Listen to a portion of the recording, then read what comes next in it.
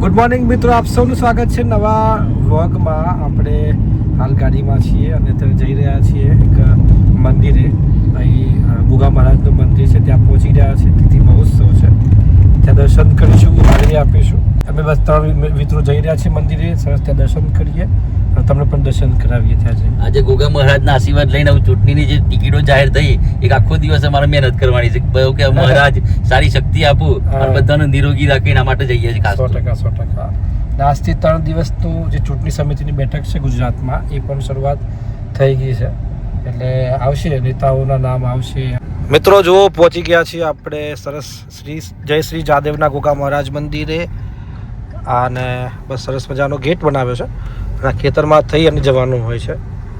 અગાઉ આપણે આવેલા છીએ, પણ વ્લોગમાં પહેલી વખત આપણે દર્શન કરવા માટે પહોંચ્યા છે, તો બતાવી રહ્યા છીએ. જુઓ, આ તરફ તમને જોવા મળશે સરસ મજાનું મંદિર. ઝૂમ કરીને બતાવું, દૂરથી સરસ લાગે છે. વાહ, ખેતરોની વચ્ચે સુંદર ગોગા મહારાજનું મંદિર છે. આપણે વ્લોગ બનાવીએ છીએ ને, એમાં જે સેવક છે, હા, જો અમારા જો મહારાજ સામે આવી રહ્યા. જો આપણા ગોગા મહારાજની જય. અનોખો સંયોગ ને.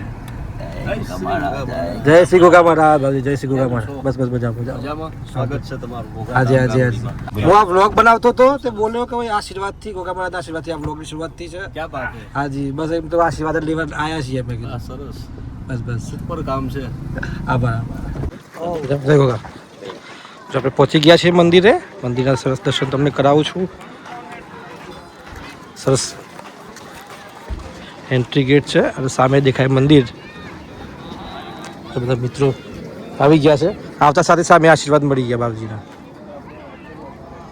વાહ, જો યજ્ઞ ચાલુ છે.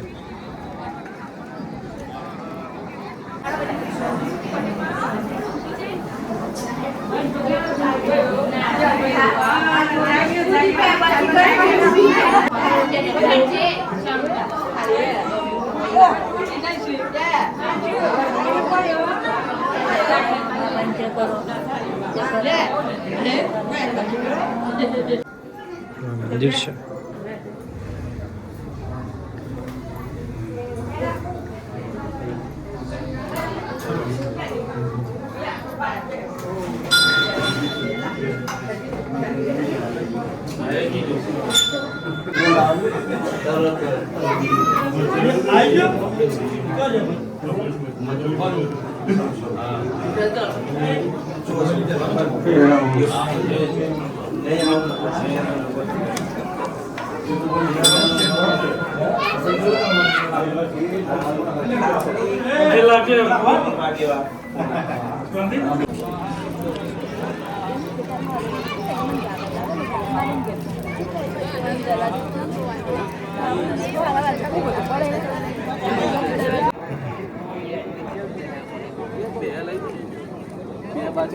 તો તમે દર્શન કરી લીધા. હવે તમને બતાવું. જો યજ્ઞ ચાલુ છે અહીંયા. અને જો આ તરફ તમે જોઈ શકો છો, સરસ મજાનું મંદિર છે આ તરફ. અને આ સ્પેશિયલ જે ભક્તો માટે ભોજન વ્યવસ્થા, રહેવું હોય એના માટેની વ્યવસ્થા છે. અને આખો મંડપ છે. ખૂબ સરસ આયોજન છે. મનને શાંતિ ના મળતી હોય ને, અને તમે કંટાળી ગયો, હેરાન થઈ ગયા હોય, તો આ જગ્યાએ આવો તો એકદમ મન શાંત થઈ જાય, તમામ કામ પૂર્ણ થઈ જાય. યસ 100%. કર્મ અને ધર્મ, આ બધું આટલું સાચું ઘણું. કેમ લાગે છે ભાઈ? પહેલી વાર આવ્યો પણ મનમાં સુકૂન આવ્યું. લાગે ને? બસ આ જ ભાવ જોઈએ લાઈફ. જરા પણ તમને કોઈ અવ્યવસ્થા લાગે જ જુઓ. સરસ. કારણ કે બધા પોઝિટિવ એ છે ને, પોઝિટિવ એનર્જી મળી રહે. તમે કોઈ બી મંદિરે જાઓ, એ પોઝિટિવ એનર્જી તમને મળે.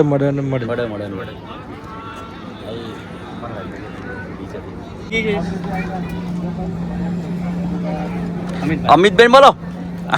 ગોગા મહારાજની આજે તિથિ મહોત્સવ. ગોગા મહારાજ ગારુડીધામ મોડાસા તાલુકાનું એક મોટું ધામ છે. ગોગા મહારાજ સર્વેની મનોકામના પૂર્ણ કરે એવી પ્રાર્થના. જય ગોગા મહારાજ.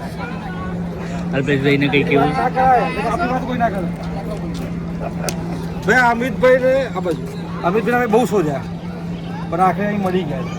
કેમ કે બાજુમાં રસોડું બને છે. મને જવાબદારી ભોજનની આલી. એવું તો લખેલું નથી કોઈ આ તો એવું કોઈ લખેલું નથી કોઈ જગ્યાએ તો જવાબદારી આપી પ્રસાદી તો અમિતભાઈ એમ નહીં કહેતા ભૂખ લાગી તો એને બેસી ગયો જીવ આપણે અમિતભાઈ અને હાર્દિકભાઈ જેવા માણસો આજે એક સેવા છે એવું કામ કરી રહ્યા છે મોડાસાની અંદર આપણા ગુજરાતમાં પણ આપણે એમનું વર્ચસ્વથી આજે સમાજની અંદર એમાં અમિતભાઈ વધારે ને અમિતભાઈ ના બધા અમિતભાઈ વધારે એક અમિત કાકો છે ને એ આખા દેશમાં વર્ચસ્વ છે. બાપુ આ તમારે ચોઈ ના મળે તો ચો મળે ભોજન શાળા મળે. અમિતભાઈ મળ્યા છે, હસી મજાક ચાલુ છે. અમિતભાઈ કંઈક કહેવા માંગે છે, આપણે એમને પૂછીએ. સરસ આયોજન કર્યું છે મંદિરમાં. હાજી બોલો. ભોજનશાળામાં બુદ્ધ હોય ને ભોજનશાળામાં છે હા. એનું આયોજન મજબૂત હોય કારણ કે એનું છે ખોરાક લેવાની ટેવ વધારો હોય. હા ખોરાક હોય ખોરાક શાંતિથી મળ્યો તો ભોજન પેટમાં પડ્યું હોય તો ભૂદેવ શાંત હા અને ભોજન ના મળે અંત થઈ જાય. વાત સાચી છે ભાઈ. સંકેતભાઈ જે બુદ્ધિઓ જેવું કે ઉપવાસ કરતા એ બચારો કરતા શાંતિ રહેતા હા, શાંત કોઈ બી રીતે રહી શકાય છે દેવનું જ ભોજન ના મળ્યું તો પરશુરામનું ભોજન મળ્યું તો રામ. મને પણ તસલીમભાઈ કે વાત સાચી લાગે છે કે રસોડામાં જતા હતા અમે. જે લોકો ઉપવાસ કરતા હોય છે અને જે એવું કહેવાય કે હા. તપ તપસ્યા હા, કરતા હા, હોય હા. એ લોકો તો ભોજન નહીં કરતા હા વાત સાચી છે. એવું થોડું હોય? ઉપવાસ હા. કરતા હોય છે ભગવાન અને માટે. એ સાધુ સંતો હોય છે તો તમે હવે આયા. બ્રાહ્મણ છીએ અને કર્મકાંડી નથી. હા. કર્મકાંડી હોય ને એને સહન કરવાની શક્તિ વધારે હોય 100%. એટલા માટે.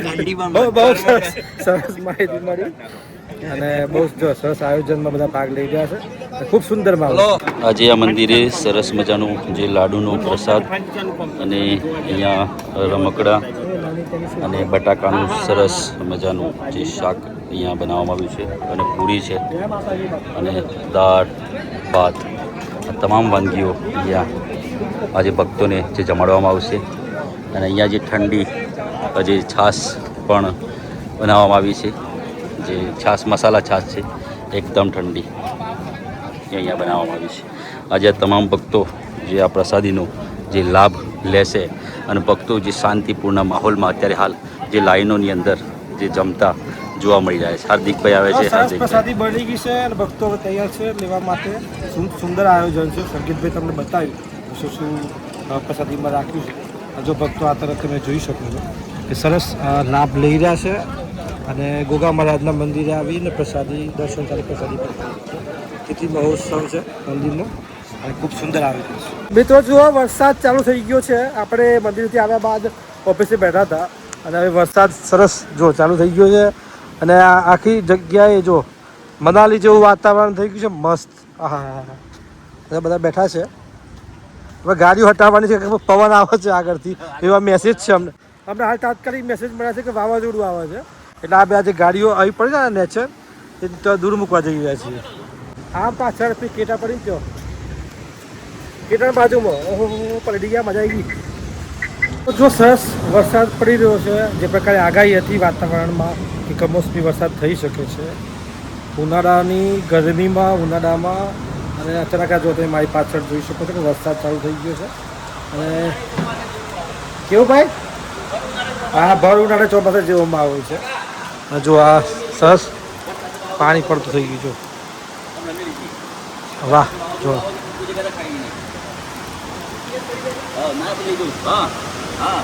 એટલે પવન આવે ને તો જોખમ છે ને એટલે વાવા શું કે છે આ દેવાંગભાઈનો ફોન છે એ ભાઈ એમ કીધું તો જીવનપુરથી વાવાઝોડું ક્રોસ કરી દીધું છે મોડાસા બાજુ આવે છે એવું છે એમ ને તૈયારી હોય થઈ ગઈ complete. તૈયાર થઈ ગયો ગાડી મૂકી દીધી ઠેકાણે. ફૂલ વાવાઝોડું. આ ચાલુ થઈ ગયું પવન નહીં આવે ને મારા દાદો જોડે જ છે વાહ હા જો હાલ જો સરસ વોકથ્રુ માર્કેટ ચેનલ માટે અને તો ભારે પવન સાથે વરસાદ વરસી રહ્યું છે તને બતાવું જો આ ઝૂમ કરીને બતાવું જે હાલત જો વરસાદ તો જો આ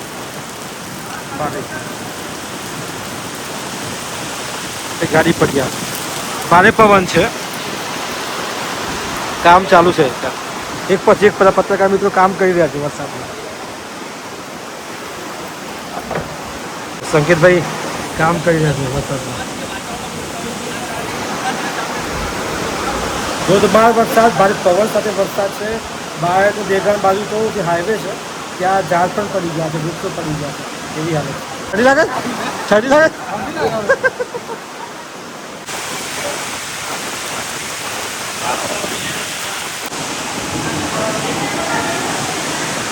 હાલ તો વરસાદ નથી પણ ટીવીમાં સમાચાર ચાલી રહ્યા છે જો અત્યારે હું બોલી રહ્યો છું અત્યારે જો હા રિપોર્ટર લાઈવ વ્લોગ